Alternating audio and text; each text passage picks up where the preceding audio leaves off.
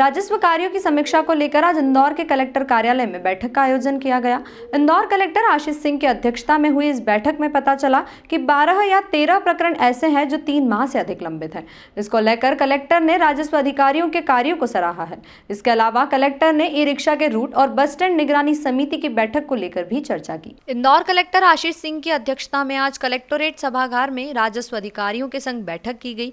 इस दौरान कलेक्टर ने राजस्व से जुड़े तमाम कार्यों की समीक्षा की। बता दें कि पूर्व में कलेक्टर ने सभी अधिकारियों को निर्देश दिए थे कि राजस्व से संबंधित कोई भी प्रकरण 3 माह से अधिक समय तक लंबित ना रहे, या यूं कहें कि राजस्व से संबंधित लंबित पड़े कार्य 3 माह के अंदर अंदर हो जाने चाहिए। इसी का परिणाम है कि राजस्व से संबंधित सभी कार्य 3 माह में ही पूरे कर लिए गए, जिस पर कलेक्टर ने संतोष व्यक्त किया है। इसको लेकर इंदौर कलेक्टर ने कहा कि सभी काम निपटा लिए गए हैं। केवल 12 से 13 प्रकरण ऐसे हैं जो 3 माह से अधिक लंबित हैं। उन्होंने कहा कि नामांतरण और बंटवारे के कुछ ऐसे प्रकरण हैं जिन्हें आगामी 2-3 दिनों में निपटा लिया जाएगा। वहीं सीमांकन की पेंडेंसी को लेकर नई चीज शुरू करने जा रहे हैं। ऐसे में प्राइवेट एजेंसी से भी सीमांकन करने की बात कलेक्टर ने कही है।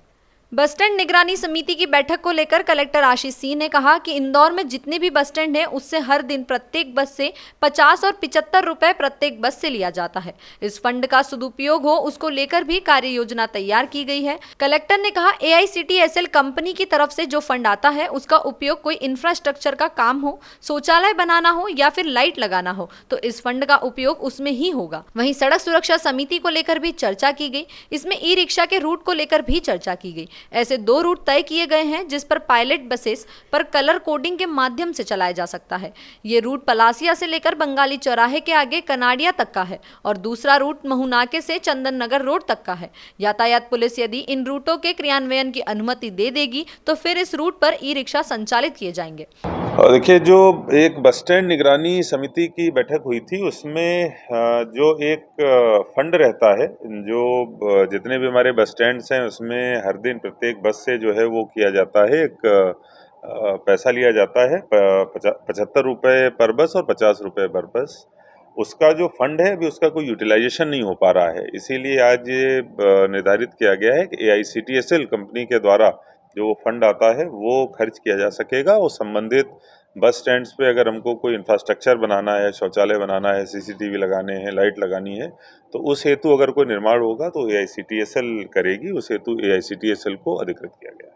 ई रिक्शा को लेकर भी कुछ चर्चा हुई? देखिए, ई रिक्शा के एक सड़क सुरक्षा समिति में हम लोगों ने तय किया था कि विभिन्न रूट्स हम लोग बनाएंगे ई रिक्शास के और उसी रूट के हिसाब से ई रिक्शा चलेंगे।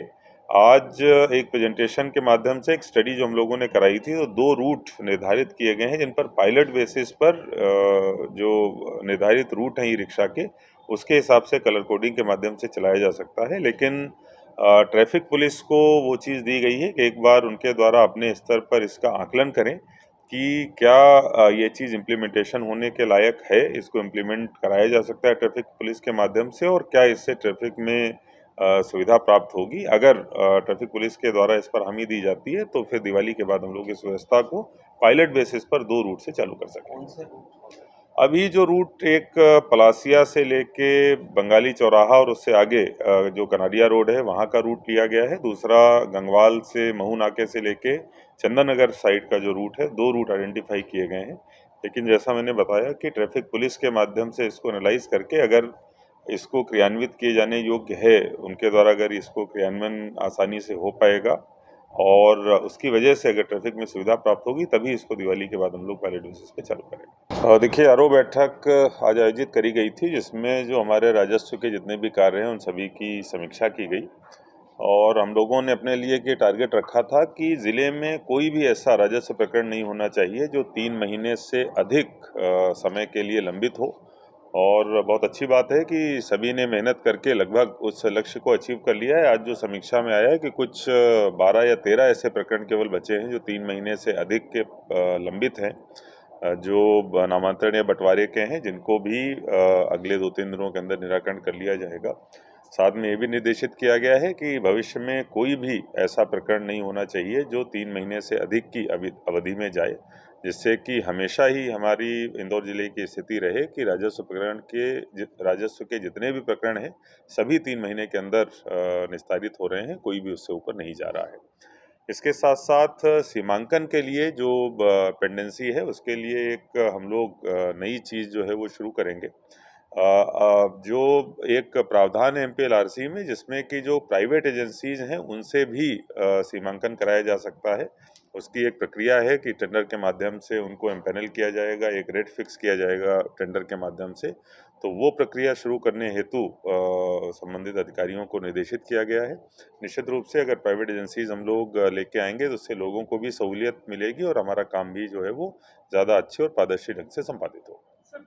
इंदौर से द नेशन टाइम की रिपोर्ट।